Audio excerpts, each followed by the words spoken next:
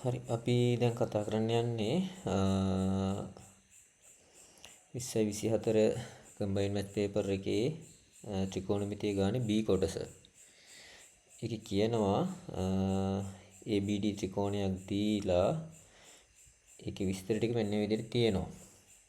රූපයේ පෙන්වා ඇති ABC ත්‍රිකෝණයේ BC පාදයේ දිගනේ BC කියන කොටසේ දිග සිම්පල් පීලු PAC කියන කෝණයේ අංශක 45.4යි ABC ඇල්ෆා කියලා තියෙනවා. BC දික් කරලා D දක්වා දික් කරලා තියෙනවා. එතකොට CD දිග 2p කියලා රූපේ දක්වලා තියෙනවා. රූපේ අඳගමුකෝ මුලින්ම. කියනවා මෙහෙම.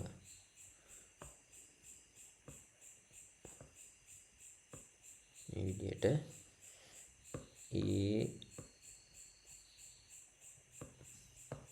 BC මේක D CD එතකොට මේක තමයි ඇල්ෆා මේක 5 බෙදීම 4යි මේ දුර P මේ දුර 2p මොමනේ අපිට කියනවා මුලින්ම AB සමානයි P වාරයක් cos alpha ධන sin alpha කියලා පෙන්වන්න කියලා. මේක තමයි අපිට පෙන්වන්න තියෙන්නේ. හරි. කොහොමද දැන් මේක ගන්නෙ? AB ගැනනේ අහන්නේ. මෙන්න මේ පාදයේනේ. නේ? එතකොට එහෙම කරමු. ABC ත්‍රිකෝණය සඳහා sin සූත්‍රය යොදමු. ABC ත්‍රිකෝණයේ sin සූත්‍රය යොදනවා.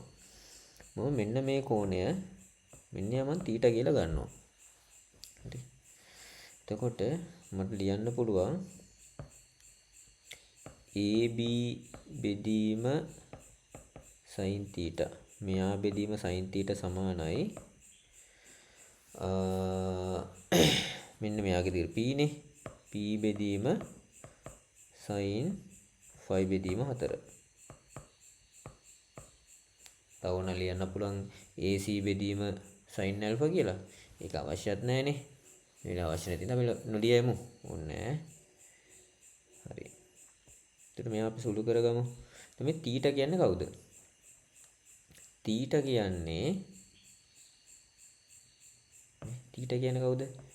θ කියන්නේ මේ ඔක්කොම 180යිනේ.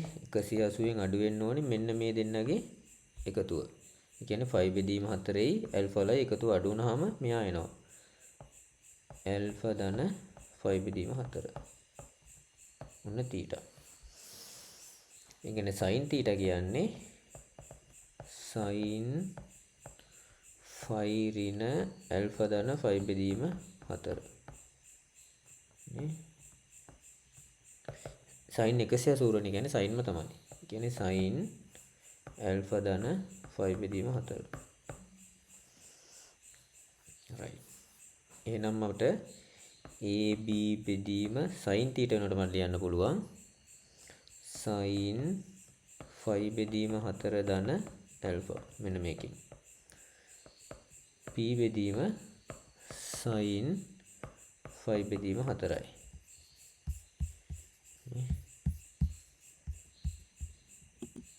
හරි මේක සුළු කරගෙන ගියාම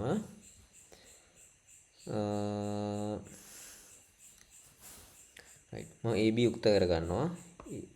AB සමානයි මෙතන P බෙදීම sin 5 බෙදීම 4 නේ එකයට මූල 2යි. මෙයා මේ පැත්තට අරන් යනවා. sin 5 බෙදීම 4 ධන alpha. හරි එකයට මූල 2 ඉරයට එකයට මූල 2 කියන්නේ මූල 2 උඩට එනවා. මූල 2p වැඩි කිරීම මෙයා ප්‍රසාරණය කරගමු. sin 5 බෙදීම 4 cos alpha ධන cos 5 බෙදීම 4 sin alpha මූල 2p sin 45 කියන්නේ එකයට මූල 2යි cos alpha ධන මෙයා cos 45 කියන්නේ එකයට මූල 2යි sin alpha. හරි. මේකයි කැපිලා යනවා. එතකොට p වාරයක් cos alpha ධන sin alpha AB සමානයි. මොන පළවෙනි කොටස හරි.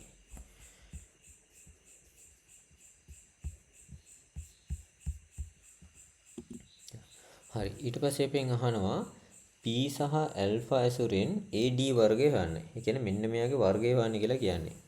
AD වර්ගය හොයන්න කියපු ගමන් අපිට මතක් වෙන්න ඕනේ මේකට cos සූත්‍රය දැම්මහම ගන්න පුළුවන් කියලා නේ. cos සූත්‍රය.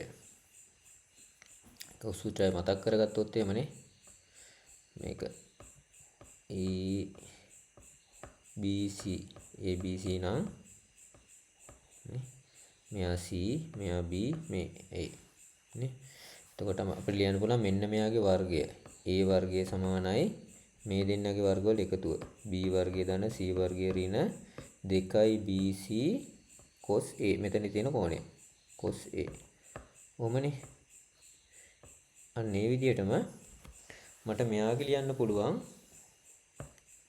AD වර්ගය මෙන්න මෙයාගේ වර්ගය මට ලියන්න පුළුවන් AD වර්ගය සමානයි මෙයාගේ වර්ගය. ඒ කියන්නේ AB වර්ගය ධන මෙන්න මෙයාගේ වර්ගය 2p ධන p 3p වල වර්ගය ඍණ 2යි මෙයා AB ඊට පස්සේ මෙයා 2p ධන p නේ 3p cos මේ AD වලට ඉස්සරහින් තියෙන කෝණය cos alpha හරි. මෙයා සුළු කරගත්තාම අපිට AD වර්ගය හොයාගන්න පුළුවන්.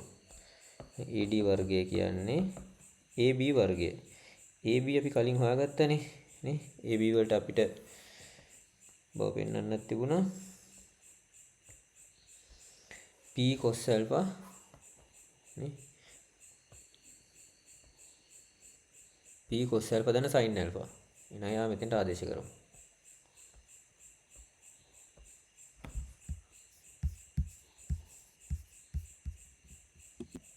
AB කියන්නේ P cos alpha ධන sin alpha. ඒ කියන්නේ P AB වල වර්ගය කියන්නේ P වර්ගය cos alpha ධන sin alpha වල වර්ගය. 9යි P වර්ගය. මෙයා වෙනකොට ඍණ 2යි AB කියන්නේ P cos alpha ධන sin alpha. අයි 3යි P කියලා එකක් තියෙනවා. cos alpha තියෙනවා. තව ටිකක් මේක සුළු කරලා ලස්සන කරගත්තොත් p වර්ගය cos alpha ධන sin alpha වල වර්ගය ධන 9යි p වර්ගය ඍණ 2 3 6යි p වර්ගය cos alpha ධන sin alpha AD වර්ගය. හරි. ඔන්නෝම ප්‍රකාශනයක් තියෙනවා. right. ඒ කොටස හරි. දැන් අපිට කියනවා AD කියන්නේ 3p නම් මේ AD කියන එක්කෙනා 3p නම් alpha කියන tan inverse 5 කියලා පෙන්වන්න. එහෙනම් අපිට AD වෙනකොට 3p දාන්න පුළුවන්. AD වෙන 3p දැම්මොත් අපිට නම් AD වර්ගය කියන්නේ 9ip වර්ගය. මෙතන p වර්ගය දාන p වර්ගය වාරයක් cos alpha ධන sin alpha වල වර්ගය. ධන 9ip වර්ගය. ඍණ 6ip වර්ගය cos alpha ධන sin alpha. මොමනේ මේ පැත්තේ 9ip වර්ගයට මේ පැත්තේ 9ip වර්ගය කැපෙනවා. දැන් මේ පැත්තේ බිඳුවයිනේ. හරි. දැන්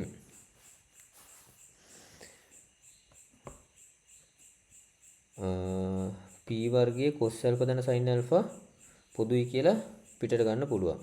p වර්ගය cos alpha ධන sin alpha පොදුයි කියලා පිටට ගත්තාම මෙතන ඇතුළේ ඉතිරෙනවා cos alpha ධන sin alpha ඍණ 6යි cos alpha සමානයි 0යි. p වර්ග p කියන්නේ බිඳුව වෙන්නේ නැහැනේ. පාදයක දිගක්නේ. එහෙනම් p සමානයි 0. ඒ වගේම cos alpha ධන sin alpha අසමානයි 0. මොකද alpha කියන්නේ සුළු කෝණයක්. මේ ත්‍රිකෝණයේ තියෙන කෝණයනේ. මෙයානේ. එතකොට cos alpha ලාගේයි 90ට වඩා අඩු වගේක් නේ. sin alpha එක එකතු වුනහම අනිවාර්යයෙන්ම බිඳුව නගයක් එන්නේ. ඒ නිසා අපිට මෙයාගෙන් දිගටම බෙදාගෙන යන්න පුළුවන්. බෙදුවට පස්සේ ඉතුරුනා මෙයා. cos alpha ධන sin alpha ඍණ 6යි cos alpha සමානයි 0යි. මේ දෙන සුළු කරාම එනවා sin alpha ඍණ 5යි cos alpha කියන්නේ 0යි.